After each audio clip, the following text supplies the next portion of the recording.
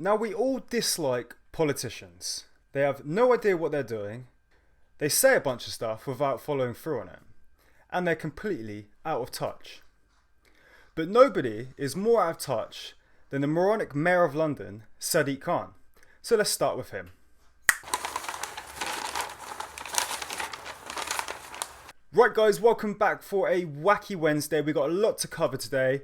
We are talking about cars, we're talking about migrants, and we're talking about holidays. So let's get to it. Sadiq Khan tells tradespeople that they should want to scrap their old vans and get ULEZ-compliant replacements. Oh yes, he says this because they are less likely to get asthma and have to take more time off work. Oh my god. You out of touch twit. Let the guys that are actually doing the hard work spend thousands and thousands of pounds on a new vehicle. You know, money that they don't actually have to spend because everything has gone up in price, including their materials to do their work. But you're worried about them? Yeah. Please. Isn't it in your best interest to keep making the 9-figure sums for your ULEZ? You are gone, Sadiq. Elections are incoming. Bye! See you when I see you. Goodbye! And now he's attacking people on all sides. Sadiq is now accused of targeting mourners, as now a ULEZ camera has been installed facing one of London's biggest crematoriums. Well done, Sadiq, well done.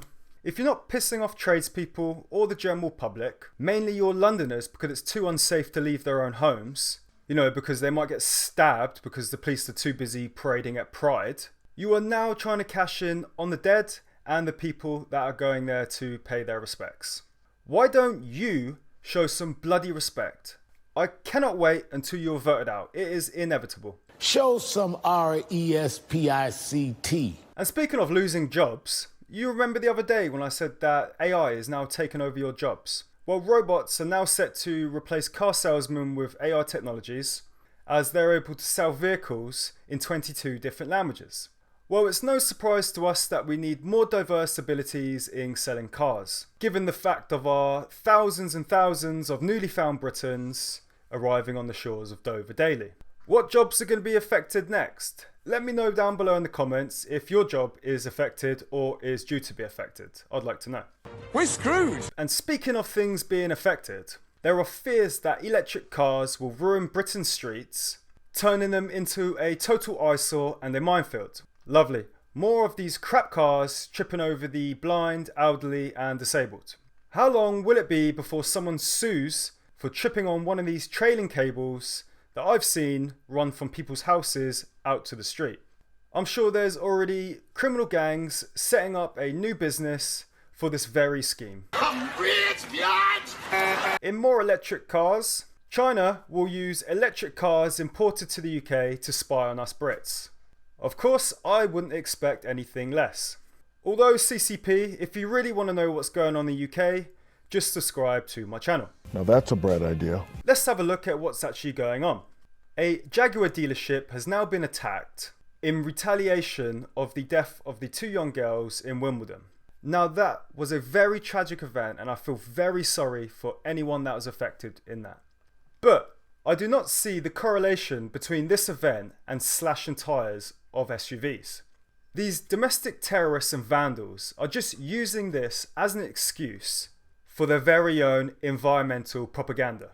This is absolutely disgusting, and I hope the vandals, the losers, the morons at tyre extinguishers are punished very severely for this. You're all fucking morons! And speaking of crimes, criminal gangs are now making millions advertising on social media to take away your speeding points. Well, there you go. When they're not helping Dover discoverers find their way to a passport, they're helping keep dangerous drivers on the road. Again, it's just more things that the police cannot stop. Is it because they have little resources, little competence, or actually just little dedication to doing their jobs? All of it. And now, speaking of people with little competence, Keir Starmer has still not provided a proper vision in how to tackle the immigration crisis. I expect nothing less. And that's why, under Starmer, Britain risks becoming the rest of the world's Rwanda, a safe haven for immigrant gangsters and criminals. Welcome to the UK, the current toilet of the West. Please stay inside at all times in case you're attacked walking down the street, maybe by police, maybe by local yobs. Also be careful of the local governments shoving propaganda up your rears, or being knocked down by constant rain and falling into a pothole.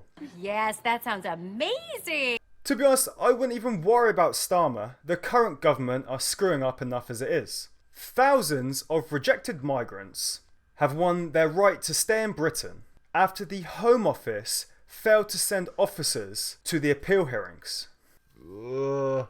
Yes, 23%. That's almost 1 in 4. Thank you, Miss Abbott, for your help on the maths there. Yes, so 23% of appeal hearings went ahead without an immigration officer there to defend it.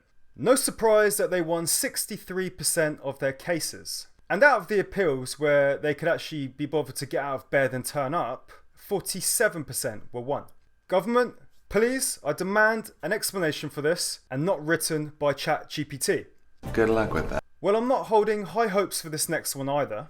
The government could send illegal migrants to a tiny volcanic island if the Rwanda policy fails. Here we go again.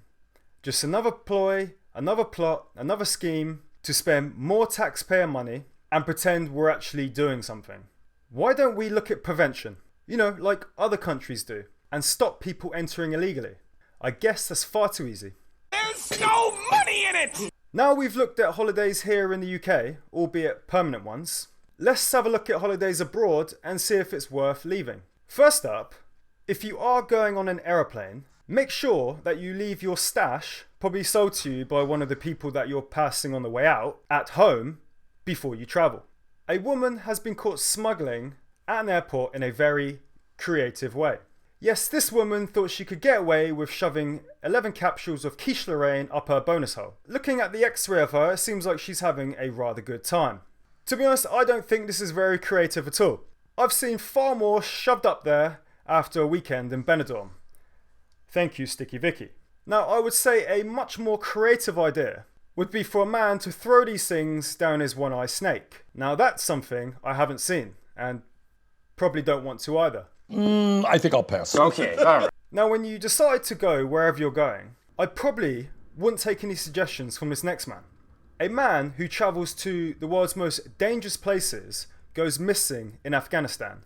What did you expect? Beers with ISIS and back home for dinner? Play stupid games, win stupid prizes. Bitch, that's a terrible idea. And in holiday countries which don't involve hanging out with people of terror, well, looks like maybe, Brit tourists tip a Spanish lady off of her sun lounger and shove her 2 daughters because the family took their poolside spot. Here we go again, back to Sunbed Wars. And another one. A British mother has been left close to tears. Close to tears? Are you crying or are you not crying? Anyway, she was left close to tears by Benidorm's chaotic Sunbed Wars. Why do we pay all this money and travel all that way to do something we can do at our local David Lloyd? Where is the sun, by the way? These look more like shade lounges. Go to the beach. I think the beach is a topless, so we're going to spend a lot of time at the beach. And when you eventually decide to get your ass out the sunbed and venture out, be very careful of where you're eating. Now, this isn't the first time DK Oyster Bar has been in the news for scandalous behaviours. I was charged an extortionate amount for 2 cocktails and calamari. It was 450 squid. I thank you. Well, what have we learned today? Don't bother buying a car, especially not an electric one. The government are still completely useless. Our borders are as open as Sticky Vicky's legs. And other countries have it just as bad as us. Have a good day. Signing out.